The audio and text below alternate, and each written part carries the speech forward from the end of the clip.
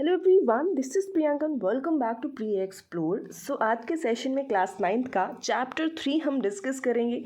Summary रहेगी और कुछ इस तरह से हम समरी डिस्कस करते हैं, चीज़ें हाईलाइट होती हैं और आपको ये पीडीएफ भी प्रोवाइड करा दी जाती है ताकि आपको लिखना ना पड़े। आप जब चाहें इन्हीं पीडीएफ से रिवाइज भी कर पाओगे ना, इवन नोट्स भी बनाना चाहें तो इन्हीं पॉइंट्स को आप लिख सकते हो ईजिली, है ना। तो इस तरह से चीज़ें आपको प्रोवाइड कराई जा रही हैं। पूरा क्लास 6 to 10th हमें कवर अप करना है, ठीक है।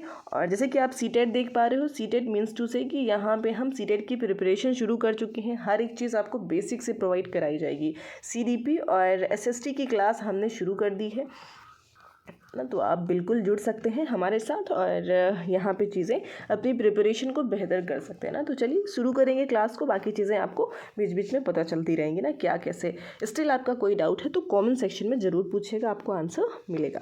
अपवाह यानी कि चैप्टर 3 जो है अपवाह तंत्र से संबंधित है। अपवाह का मतलब क्या होता है? तो अपवाह का मतलब है किसी भी कंट्री का रिवर सिस्टम क्या है ना, नदी तंत्र की व्यवस्था क्या है, कैसी है, कौन सी रिवर्स वहाँ पे फ्लो होती हैं ना, और ये सारी चीज़ें ही आपको इस चैप्टर में जानने को मिलेगा। और वो इम्पॉर्टेंट फैक्ट जो आपके एग्ज़ाम में पूछे जा सकते हैं, अभी तक पूछे गए हैं, फिर वो आपका बीपीएससी हो या फिर सीटेट हो, उन सभी क्वेश्चन को हम यहाँ पे डिस्कस करेंगे। तो पहला क्वेश्चन हमारा बन जाता है कि क्या आप जानते हैं कि विश्व की सबसे बड़ी जो अपवाह तंत्र है वो अमेजन नदी है, ठीक है। अमेजन नदी की बात करते साउथ अमेरिका में फ़्लो होती है और इसका अपवाह तंत्र जो है वो सबसे बड़ा है पूरे विश्व में, ठीक है। अब ये एक तरह से देखा जाए ना तो जो ये ऊंचा क्षेत्र जैसे पर्वत या उच्च भूमि दो पड़ोसी अपवाह द्रोणियों को, अपवाह द्रोणी यानी कि जो अपवाह तंत्र होता है नदियों का, को एक दूसरे से अलग करती हैं। इस प्रकार की उच्च भूमि को ही जल विभाजक कहते हैं, जैसे कि आप इस पिक्चर में देख सकते हो।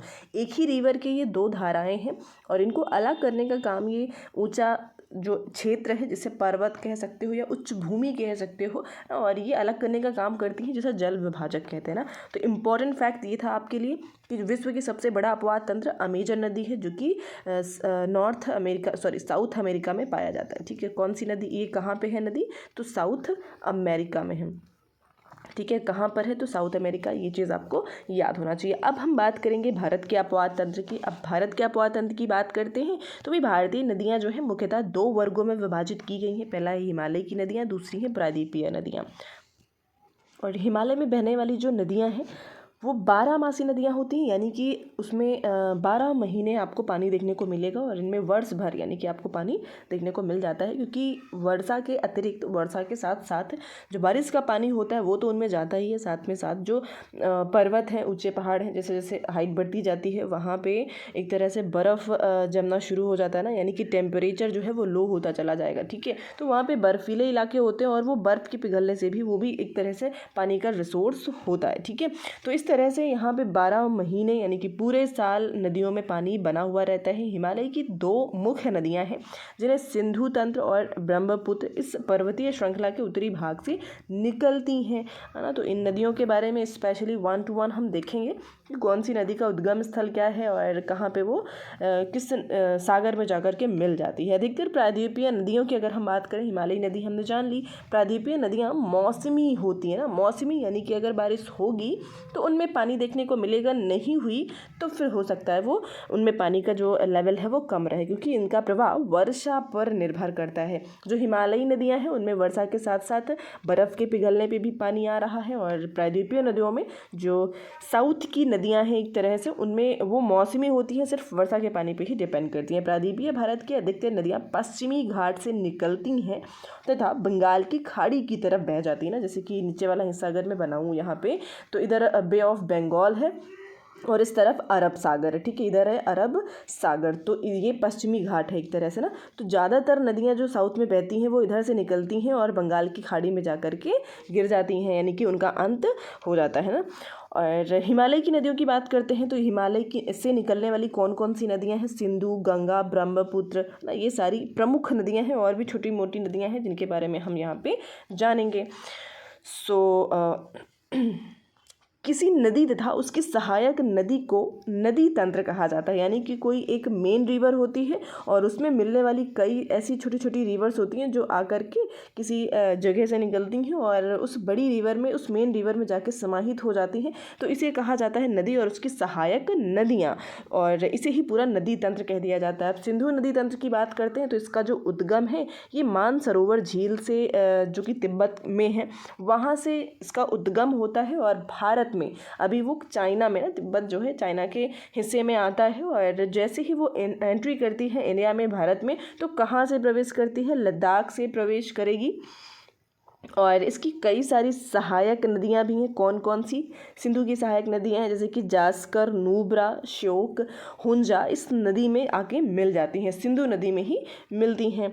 और इसके बाद अगर हम इम्पोर्टेंट फैक्ट की बात करेंगे तो सतलुज, ब्यास, रावी, चनाब, झेलम आपस में मिल करके पाकिस्तान के मिठानकोट के पास सिंधु नदी में मिल जाती है ना। जैसे कि मान लीजिए ये मानसरोवर था, ये लद्दाख से भारत में एंटर हुआ और ये फिर बाहर निकल जाता है जम्मू कश्मीर से होते हुए इधर पाकिस्तान में, और यहाँ पे कई सारी नदियाँ जैसे कि सतलुज, ब्यास, रावी, चेनाब, झेलम, ये सब इंडिया में ही एक दूसरे में चेनाब में आकर के सारी मिल जाती हैं। झेलम सारी नीचे होती है, सतलुज, झेलम, ठीक है। तो ये क्या होता है कि मिल जाती हैं इसमें, और ये जब इंडिया से बाहर निकलेगी तो इस तरह से समाहित होकर के एक में जाकर के सिंधु नदी में मिल जाती हैं, और अंत में कराची से पूर्व की ओर अरब सागर में मिल जाएगी। यानी कि सिंधु नदी का अंत जो क्या कहते हैं मुहाना है, वो कहाँ पर है? तो वो अरब सागर में है। और लगभग 2900 किलोमीटर लंबी सिंधु नदी विश्व की लंबी नदियों में से एक मानी जाती है। इसकी लंबाई कितनी है? तो 2900 किलोमीटर है।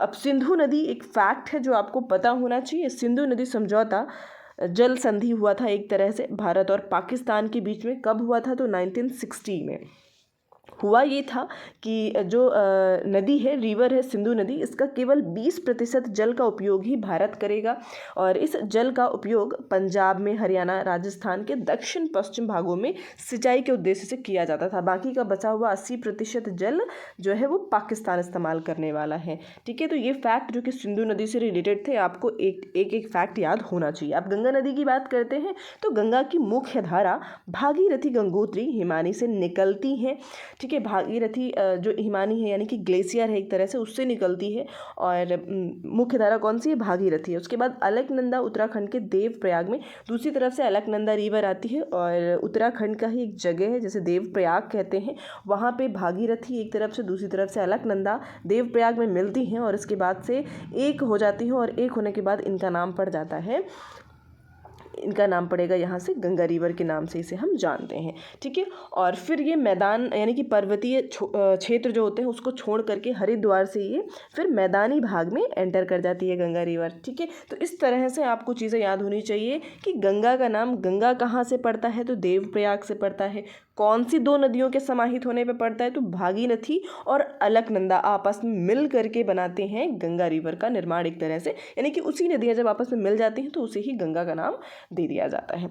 आगे की बात करते हैं तो हिमालय से और भी नदियां हैं जो निकलती हैं और एक तरह से सहायक कही जाती हैं गंगा रिवर की ना। कौन कौन सी हैं? तो उनमें हो जाएगा यमुना, घाघरा, गंडक, कोसी, है ना, ये सारी ही आपकी एक तरह से सहायक नदियां हैं। यमुना नदी हिमालय के यमुनोत्री ग्लेशियर से निकलती है। यमुनोत्री हिमानी यानी कि यमुनोत्री ग्लेशियर से निकलती है यमुना नदी, और जो कि इलाहाबाद में यानी कि प्रयागराज में गंगा में आकर के मिल जाती है और बनाती है संगम, है ना। और क्या बनाती है? संगम। सो घाघरा, गंडक, कोसी नेपाल, हिमालय, और एक तरह से आप देखोगे तो से निकलती हैं, यानी कि हिमालय से ही निकलने वाली ये आपकी जितनी नदियाँ आप देख पा रहे हो ये ऊपर ही हैं। अब इस मैप में आपको पूरा नदी तंत्र दिखाया गया है। ये जैसे देखोगे आप, अभी हमने सिंधु नदी की बात करी, तो सिंधु नदी यहाँ पे ये मानसरोवर है जहाँ से निकलती है, निकल करके लद्दाख से एंटर करते हुए ये इस तरह से बाहर चली जाती है ना। ये नीचे ब्यास है, सतलुज नदी है, ब्यास नदी हो गई, रावी हो गई, चेनाब हो गया, झेलम हो गया, ये सब आपस में मिल जाती है ना कहीं सतलुज में आकर सब समाहित होती हैं और सतलुज जा कर के मिल जाती है सिंधु नदी में। ये पूरा इसका नदी तंत्र है। ये गंगा नदी का आप पूरा तंत्र देख पा रहे हो ना, ऊपर से आती हुई घाघरा, गंडक, कोसी, ये सारी नदियाँ आप देख पा रहे हैं। तो ये पूरा नदी तंत्र इस मैप में आपको दिख जाएगा, यहाँ से आप समझ सकते हैं। बाकी हम एक नमामि गंगा नाम की परियोजना शुरू करी गई थी ताकि गंगा नदी को शुद्ध और स्वच्छ रखा जा सके, बिकॉज़ यहाँ पे सभी लोग जो है अपना जाके गंदगी तो मचाते हैं, लेकिन साथ में ठीक है आप उसको श्रद्धा है जो भी चीज़ें हैं वो करें, बट साथ में साफ़ सफाई का भी ध्यान रखना चाहिए। ठीक है, तो इस योजना के थ्रू गंगा को साफ प्रदूषण से मुक्त रखने की कोशिश करी गई थी। अब आगे देखते हैं। तो प्रायद्वीपीय उच्च भूमि से आने वाली मुख्य सहायक नदियाँ चंबल, बेतवा और सोन हैं।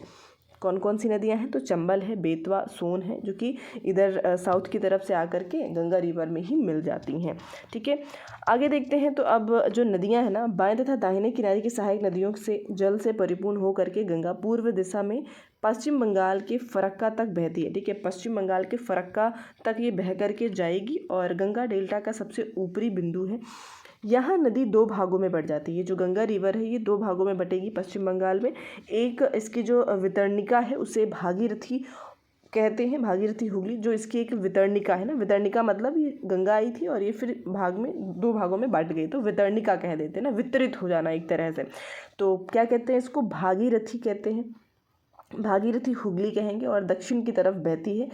ठीक है, ये रिवर कहाँ बहेगी? दक्षिण की तरफ बह के चली जाती है, डेल्टा के मैदान से होते हुए बंगाल की खाड़ी में गिर जाती है। ठीक है, यानी कि फिर ये आगे बढ़ेगी और आगे बढ़ कर के क्या बोलते हैं, पश्चिम बंगाल में एंटर कर जाती है, जो कि दूसरा देश है, और उसके बाद ये जा कर के फिर बंगाल की खाड़ी में इसका अपना मुहाना बना लेती है, यानी कि अंत इसका वहाँ पे हो जाएगा।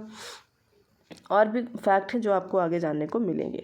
इसकी जो मुख्य धारा है दक्षिण की ओर बहती हुई बांग्लादेश में प्रवेश कर जाती है, जो कि मैंने अभी आपको बताया।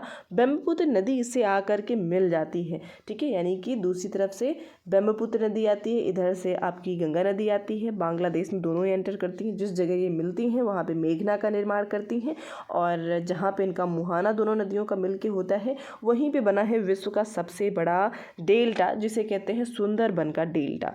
ठीक है, और ब्रह्मपुत्र नदी से आकर के मिल जाती है। अंतिम चरण में गंगा और ब्रह्मपुत्र समुद्र में विलीन होने से पहले मेघना के नाम से जानी जाती हैं, और गंगा एवं ब्रह्मपुत्र के जल वाली एक वृहद नदी बंगाल की खाड़ी में मिल जाती है, और नदियों के द्वारा बनाए गए डेल्टा को सुंदरबन का डेल्टा के नाम से जानते हैं, जो मैंने आपको पिक्चर में बताया। ठीक है, और इस पिक्चर में आपको ये दिखाया गया है कि इस तरफ से एक देवप्रयाग, ये जगह जो है देवप्रयाग है, यहाँ पे भागीरथी और अलकनंदा मिलती हैं, संगम बनाती हैं, और फिर यहाँ से गंगा के नाम से हम उसे जानते हैं ना। अब सुंदरबन डेल्टा जो कि विश्व का सबसे बड़ा डेल्टा है, और यहाँ पे सुंदरी नाम के वृक्ष पाए जाते हैं, इस वजह से इसका नाम सुंदरबन का डेल्टा पड़ गया था। और सुंदरबन डेल्टा विश्व का सबसे बड़ा तेज़ी से वृद्धि करने वाला डेल्टा है। यहाँ रॉयल बंगाल टाइगर्स भी पाए जाते हैं। ठीक है, कौन सी टाइगर्स? रॉयल बंगाल टाइगर्स भी यहीं पे पाए जाते हैं, ये चीज़ आपको याद होना चाहिए। अब गंगा रिवर जो है इसकी कुल लंबाई 2500 किलोमीटर से भी अधिक मानी जाती है, लगभग 25 है, बट एनसीईआरटी में 2500 किलोमीटर मेंशन है, तो आप इस चीज़ को याद करके चलेंगे भाई। एनसीईआरटी इज़ इम्पॉर्टेंट है, इसीलिए हम पढ़ भी रहे हैं। ठीक है, तो जो फैक्ट यहाँ पे दिए गए हैं उनको आपको दिमाग में रखना है। ब्रह्मपुत्र नदी तंत्र की बात करेंगे तो ये तिब्बत के मानसरोवर झील के पूर्व तथा सिंधु एवं सतलुज के स्रोतों के काफ़ी नज़दीक से निकलती हुई नज़र आएगी आपको, जैसे मैंने ऊपर मैप में दिखाया भी था, आप चाहें तो फिर से देख सकते हैं ना, ये यहाँ पे। ठीक है, ये आपका तिब्बत वाला पोर्शन हो जाता है, जो कि चाइना के हिस्से में आता है। इधर आपका सिंधु चला जाता है और इधर से निकल के, जिसे सांगपो के नाम से जानते हैं दूसरी कंट्री में, यानी कि तिब्बत में, लेकिन जब ये यहाँ एंटर करेगी तो फिर इसका ब्रह्मपुत्र नाम कैसे पड़ता है ये हम यहाँ पे जान लेते हैं। इसकी लंबाई सिंधु से कुछ अधिक है, परंतु इसका अधिकतर मार्ग भारत से बाहर स्थित है ना, जैसे कि मैंने दिखाया सांगपो के नाम से जानते हैं, बट वो तिब्बत वाला इलाका है तो उसको इंडिया में काउंट नहीं किया जाता है। नामचा बरवा शिखर के पास पहुंच करके या अंग्रेजी के यू अक्षर जैसा मोड़ बना करके भारत के अरुणाचल प्रदेश में गार्ज के माध्यम से प्रवेश करती है, और यहाँ इसे दिहांग के नाम से जानते हैं। यानी कि अरुणाचल प्रदेश में जब एंटर करती है तो इसे दिहांग के नाम से जानते हैं, तथा दिबांग, लोहित, केनुला एवं दूसरी सहायक नदियाँ इससे आकर के मिलती हैं, और उसके बाद असम में आकर के इसका नाम पड़ता है ब्रह्मपुत्र। हर एक फैक्ट आपको याद रखना है। ब्रह्मपुत्र नदी जब इंडिया के बाहर तिब्बत में होती है तब इसे सांगपो रिवर के नाम से जानते हैं। जैसे ही ये अरुणाचल प्रदेश से एंटर करा इसने इंडिया में, तो इंडिया में जैसे एंटर किया अरुणाचल प्रदेश से, तो इसे कहते हैं भाई दिहांग के नाम से जानते हैं। और कुछ सहायक नदियाँ हैं जो दूसरी तरफ से आती हैं, जिसमें आपका दिबांग हो जाता है, लोहित, केनुला और भी कई नदियाँ आकर के मिलती हैं। और जहाँ पे मिलेंगी, मिलने के बाद एक तरह से जब ये असम में पहुँचती हैं तो असम में इसका नाम पड़ता है ब्रह्मपुत्र। अब हम इसे ब्रह्मपुत्र के नाम से जानते हैं। ब्रह्मपुत्र को तिब्बत में सांगपो और बांग्लादेश में जमुना कहा जाता है। ये फैक्ट आपको एकदम दिमाग में होना चाहिए, ठीक है। ब्रह्मपुत्र को तिब्बत में सांगपो कहते हैं और बांग्लादेश में जमुना के नाम से जाना जाता है। और इस तरह से फिर आगे का पता ही है ना, कि जब मेघना का निर्माण करते हैं और उसके बाद ऊपर हमने गंगा में पढ़ लिया था, यहाँ पे ना डेल्टा बनाते हैं, सुंदरबन का डेल्टा, और फिर बंगाल की खाड़ी में यानी कि बे ऑफ बंगाल में जाके समाहित हो जाते हैं, ठीक है। अब प्रत्येक वर्ष वर्षा ऋतु में यह नदी जो है अपने किनारों से, ब्रह्मपुत्र नदी की ही बात कर रहे हैं हम अभी, ठीक है, अपने किनारों से ऊपर बहने लगती है एवं बाढ़ के द्वारा असम तथा बांग्लादेश में बहुत अधिक क्षति पहुंचाती है।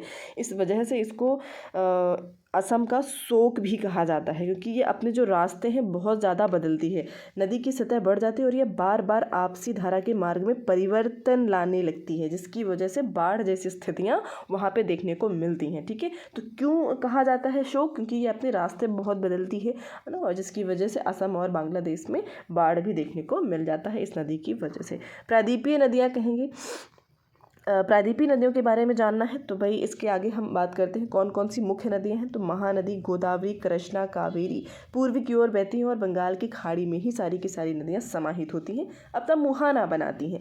ये नदियां अपने मुहाने पर डेल्टा का निर्माण करती हैं। अपने मुहाना यानी कि जहाँ पे इनका एंड पॉइंट होता है उसे हम डेल्टा कहते हैं, ठीक है। दोनों फैक्ट को जानिएगा। अब जो इधर बे ऑफ बंगाल में गिरती हैं जो नदियाँ, ये डेल्टा का निर्माण करती हैं, ठीक है, ये डेल्टा का निर्माण करती हैं। पर जो नदियाँ इधर अरब सागर में गिरती हैं वो एस्चुरी का निर्माण करती हैं। वो किसका निर्माण करती हैं? एक सपाट भूमि होती है एक तरह से, एस्चुरी का निर्माण ये करती हैं ना। तो कैसे क्या है ना, चलिए समझते हैं इस चीज़ को। अब सिर्फ दो ही नदियाँ हैं, इवन दो क्या कह लीजिए, साउथ की प्रायद्वीपीय नदियों की बात करेंगे तो दो नदियाँ, खैर और भी हैं, मेनली आपके नर्मदा और ताप्ती हैं, दो बड़ी नदियाँ हैं एक तरह से ये कह सकते हैं, जो कि पश्चिम की तरफ यानी कि अरब सागर की तरफ जाकर के बह जाती हैं, गिर जाती हैं, मुहाना बनाएंगी और ज्वार नद मुख का निर्माण करती हैं। किसका निर्माण करेंगी? ज्वार नद मुख का निर्माण करती हैं। अब नर्मदा नदी के बारे में जानते हैं, नदी तंत्र के बारे में। तो इसका उद्गम मध्य प्रदेश के अमरकंटक पहाड़ी के पास से होता है और यह पश्चिम की ओर एक भ्रंश घाटी में बहती है और जबलपुर के निकट संगमरमर के शैलों में यह नदी गहरे गाढ़ से बहती है तथा जहां यह नदी तीव्र ढाल से गिरती है और धुआंधार जलप्रपात का निर्माण करती है, ठीक है। कहाँ पे? तो एमपी में ही ये सारी चीज़ें हो रही हैं, नर्मदा नदी। आगे देखते हैं तो भाई मध्य प्रदेश सरकार के द्वारा नमामि देवी नर्मदे नाम से एक योजना चलाई गई थी ताकि उस नदी की साफ़ सफाई ना, हर एक फैक्ट को देखते हुए। ताप्ती नदी की बात करते हैं तो इसका भी उद्गम मध्य प्रदेश के बैतूल जिले में सतपुड़ा की श्रृंखलाओं में देखने को मिलता है। यह नदी जो है नर्मदा के समानांतर यानी कि अगर देखा जाए तो पैरेलली ये भी फ्लो होती है, दोनों पैरेलली फ्लो होती हैं। भ्रंश घाटी में ये भी बहती है, भ्रंश घाटी में आपका ये जो नर्मदा नदी थी ये भी भ्रंश घाटी में बहती है और जा करके अरब सागर में गिर जाती हैं, ठीक है। बहने का एरिया इनका कुछ इतने राज्यों से होकर के ये बहेगी, गुजरात, महाराष्ट्र को भी कवर अप करते हुए। पश्चिम की ओर बहने वाली मुख्य नदियाँ अगर हम देखें और कौन कौन सी हैं जो पश्चिम की तरफ ही बहती हैं, एक तो नर्मदा ताप्ती हो गई जो बड़ी नदियों में काउंट करी जाती हैं, साथ में आपकी साबरमती, माही नदी हो गई, भरतपुजा और पेरियार, ये नदियाँ भी हैं छोटी छोटी जो कि पश्चिम की तरफ ही यानी कि अरब सागर में ही जाकर के गिरती हैं। अभी हम जानेंगे जो बे ऑफ बंगाल की तरफ जा रही हैं। गोदावरी, द्रोणी की बात करते हैं, नदी तंत्र की बात करेंगे तो यह सबसे बड़ी प्रायद्वीपीय नदी मानी जाती है, ठीक है। सबसे बड़ी प्रायद्वीपीय नदी है, महाराष्ट्र के नासिक जिले में पश्चिम घाट की ढालों से निकलती है। कहाँ से निकलती है? तो ये महाराष्ट्र के नासिक जिले से निकलती है एक तरह से और इसकी लंबाई 1500 किलोमीटर है और बंगाल की खाड़ी में जाकर के मुहाना बना लेती है। इसकी कई सारी सहायक नदियाँ हैं जैसे कि पूर्णा, वर्धा, प्राणहिता, मांजरा, वेनगंगा, पेनगंगा, ये सारी ही नदियाँ गोदावरी की सहायक नदियाँ हैं, ठीक है। बड़े आकार और विस्तार के कारण इसे दक्षिण गंगा के नाम से जाना जाता है। काफ़ी इम्पॉर्टेंट फैक्ट है, ठीक है। दक्षिण गंगा के नाम से किस नदी को जानते हैं, तो वो गोदावरी है, जो कि प्रायद्वीपीय नदी की में काउंट होती है। सबसे बड़ा प्रवाह तंत्र माना जाता है प्रायद्वीप भारत में, और इसे दक्षिण गंगा के नाम से जानते हैं, ठीक है। ये फैक्ट बहुत इंपॉर्टेंट है, आपको याद होने चाहिए। महानदी की बात करते हैं तो इसका उद्गम जो है छत्तीसगढ़ की उच्च भूमि से होता है, यानी कि ओवरऑल छत्तीसगढ़ से इसका उद्गम है ना। और इसकी जो अपवाह तंत्र है, एक तरह से महाराष्ट्र, छत्तीसगढ़, झारखंड, उड़ीसा, इन सभी जगहों को ना महाराष्ट्र से उद्गम हुआ, फिर छत्तीसगढ़ से होते हुए, झारखंड से होते हुए, उड़ीसा से होते हुए ये डेल्टा यानी कि डेल्टा बना लेती है, यानी कि बे ऑफ बंगाल में जाके मुहाना बना लेगी अपना। कृष्णा नदी की बात करेंगे तो महाराष्ट्र के पश्चिमी घाट के महाबलेश्वर के पास से इसका उद्गम होता है। लगभग 1400 किलोमीटर इसकी लंबाई है, और फिर बंगाल की खाड़ी में गिर जाती है कृष्णा नदी। उद्गम कहाँ से हुआ है, तो महाराष्ट्र के महाबलेश्वर से। गोदावरी भी महाराष्ट्र में ही निकली थी, महाराष्ट्र के नासिक जिले से, ठीक है। और महाराष्ट्र के महाबलेश्वर से कृष्णा का उद्गम हुआ है। अब इसकी कौन कौन सी सहायक नदियाँ हैं, तुंगभद्रा, कोयना, घाट प्रभा, मूसी, भीमा, इसकी कुछ सहायक नदियाँ हैं। और महाराष्ट्र, कर्नाटका, आंध्र प्रदेश, इन 3 राज्यों में ये बहती है। कावेरी की बात करते हैं तो पश्चिमी घाट में ही, ठीक है, इस तरह से पश्चिमी घाट में ही अगर हम देखें तो ब्रह्मगिरी श्रृंखला से निकलती है। ब्रह्मगिरी श्रृंखला यानी कि ये आपका इधर कर्नाटका में ही मिलेगा, तमिलनाडु में कुडलूर के दक्षिण में बंगाल की खाड़ी में जाकर के गिर जाती है, यानी कि ब्रह्मगिरी श्रृंखला जो कि आपका कर्नाटका में है, इधर से निकलेगी पश्चिमी घाट के, और उसके बाद जाकर के बे ऑफ बंगाल में गिर जाती है। लंबाई 760 किलोमीटर है। इसकी सहायक नदियाँ कौन सी, अमरावती, भवानी, हेमावती और काबनी, ठीक है। बहने का जो इसका एरिया है वो तमिलनाडु में बहेगी, केरला में, कर्नाटका में, और जाकर के फिर यहाँ पे बे ऑफ बंगाल में चली जाती है। भारत में दूसरा सबसे बड़ा जलप्रपात कावेरी नदी बनाती है, ठीक है। दूसरा जलप्रपात कौन बनाती है, तो कावेरी नदी बनाती है।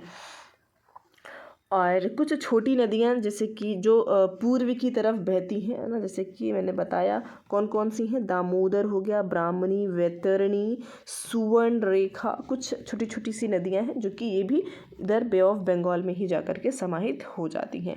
अब हम पृथ्वी की बात करते हैं कि हमारे अर्थ में पानी है कितना, आखिर ना ब्लू क्यों कहा जाता है भाई, क्या अगर देखा जाएगा तो हमें अर्थ ब्लू नज़र आती है, क्योंकि यहाँ पे 71% भाग पर जल पाया जाता है, और 97% भाग जो है इसमें, अगर हम मतलब 71 का मतलब क्या होता है, 71 यानी कि अगर हम 100% मान के चले कि चलो ठीक है 100% में कितना पानी यूज़ करने लायक है हमारे लिए, तो सिर्फ और सिर्फ 97% वाटर ही है जिसका इस्तेमाल हम नहीं कर सकते, यानी कि ये सॉल्टी है, देखा जाए तो खारा है, ठीक है। कैसा है कि देखिएगा फिर से भाई, ठीक है, यानी कि अगर 100% में देखा जाए तो 97% वाटर जो है कैसा है, सॉल्टी है, ठीक है, नमकीन है, खारा है। बाकी बचा हुआ आपका जो पोर्शन बचता है सिर्फ उतना ही हम क्या कर सकते हैं, इस्तेमाल एज अ फ्रेश वाटर की तरह, जो कि हमारे पीने लायक है, उसको हम इजीली इस्तेमाल कर सकते हैं, ठीक है। तो ये काफ़ी इंपॉर्टेंट फैक्ट है कि इतना वाटर होने के बावजूद हम सिर्फ इस्तेमाल 3% कर पाते हैं, जो कि मीठा पानी है, स्वच्छ पानी है, ठीक है। तो ये इम्पॉर्टेंट फैक्ट है, इस चीज़ को समझ के चलेंगे। अब कुछ झीलें हैं उनको भी समझ लेते हैं, जैसे कि बड़े आकार वाली झीलों को समुद्र कह दिया जाता है, जैसे कि कैस्पियन, मृत सागर और अरल सागर, ठीक है। ये कुछ झीलों के ही एग्जाम्पल हैं जो कि सागर इन्हें कह दिया जाता है, या समुद्र कह दिया जाता है, कह सकते हैं ना। भारत की बात करते हैं तो भारत में चिल्का लेक है, ठीक है, चिल्का, पुलिकट झील तथा कोलेरू झील, ये कुछ झीलें हैं।